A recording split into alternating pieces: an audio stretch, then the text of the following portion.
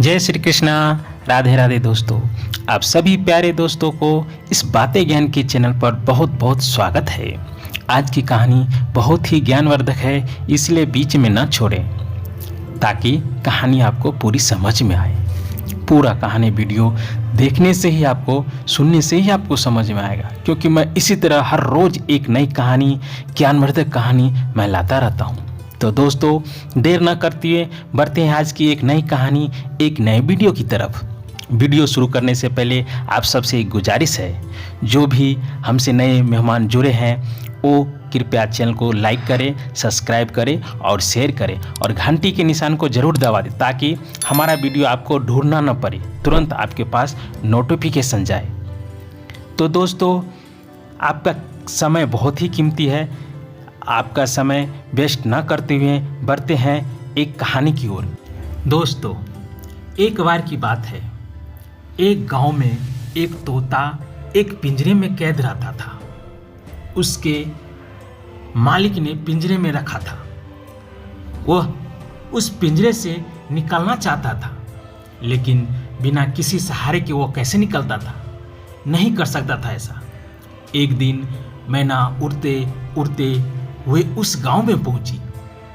वह तोते के पास जाती है और तोते से पूछती है कि तुम इस पिंजरे में कैद कैसे हुए।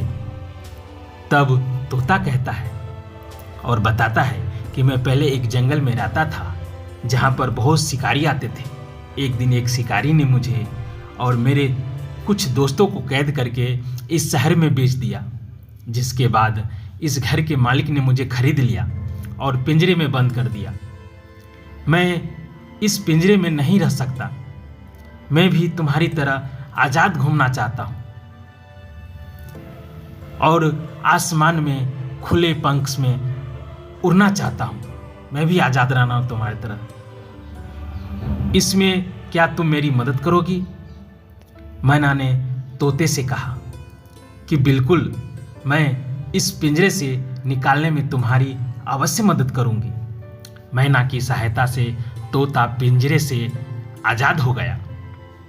इसके बाद मैना तोते को लेकर एक जंगल में गई, जहां पर मैना एक पेड़ में घोंसला पर रहती थी। तोते ने मैना का घोंसला देकर कहा कि तुम्हारा घोंसला तो बहुत सुंदर है, वाह क्या बात है, कितना सुंदर बनाई है, और इस पेड़ में कितने मीठे मीठे फल भी लगते हैं। मैना ने कहा कि मैं तुम्हारे भी घोंसला बनाने में मदद करूंगी, तुम तब तक मेरे घोंसले में रह सकते हो। मैना की मदद से तोते ने कुछ दिनों में एक सुंदर सा, एक प्यारा सा घोंसला तैयार कर लिया। इसके बाद तोता ने कहा कि तुमने मेरी 2 बार मदद की है। एक बार मुझे पिंजरे से आज़ाद कराकर और घोंसला बनाकर। मैं तुम्हारा ये एहसान जिंदगी भर कभी नहीं भूलूंगा। इस पर मैना ने कहा कि जब भी मुझे मदद करने की ज़रूरत पड़े तो तुम भी मेरी सहायता कर देना, तुम भी हमारी मदद कर देना। इसके बाद तोता मैना की दोस्ती बढ़ती ही गई। जब भी ज़रूरत पड़ती, तोता मैना एक दूसरे के काम और एक दूसरे की सहायता से वो काम निपटा लेते। कभी भी अकेला उसको महसूस नहीं होता था। यह बात पूरे जंगल में धीरे धीरे सभी जानवरों को पता लगा, जिससे सभी उन दोनों की दोस्ती की दाद देते थे। एक दिन अचानक जंगल में आग भयंकर फैल गई, जिसके कारण सभी जानवर तो वहां से जल्दी जल्दी भाग गए, लेकिन पशु पक्षी धुएं के कारण उस जंगल में निकलने से असमर्थ थे। इसलिए तोता मैना ने मिलकर सभी छोटे छोटे पक्षियों की सहायता करने की सोची और सभी को एक एक करके बाहर निकालने लगे। वह दोनों एक डंडे की सहायता से अन्य पक्षियों को जंगल से निकालकर एक तालाब में ले जाने लगे। उन्होंने सभी पक्षियों को एक एक करके तालाब तक पहुंचाया, लेकिन बाद में तोता मैना खुद उस जंगल की आग में फंस गई।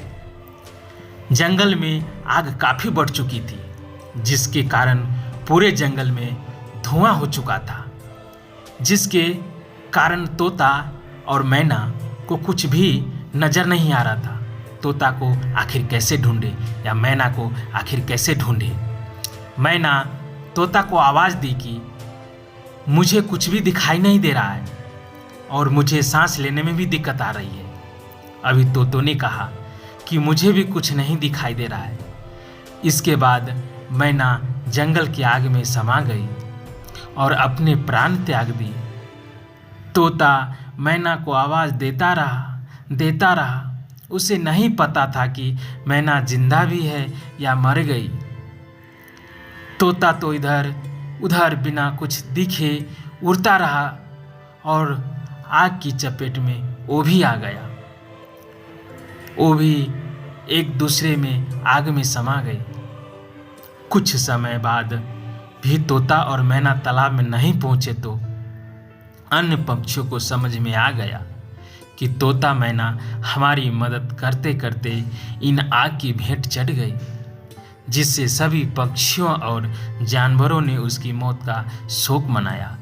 इसी तरह तोता मैना की सच्ची दोस्ती अमर हो गई। दोस्तों, ये कहानी पढ़ते हुए मेरी आंख कितने बार नम हो गई मुझे नहीं पता, और आपको ये कैसी कहानी लगी कमेंट्स में ज़रूर लिखिएगा। धन्यवाद दोस्तों, फिर मिलेंगे एक नई कहानी एक नई वीडियो में। जय श्री कृष्णा, राधे राधे, जय हिंद, जय भारत, वंदे मातरम।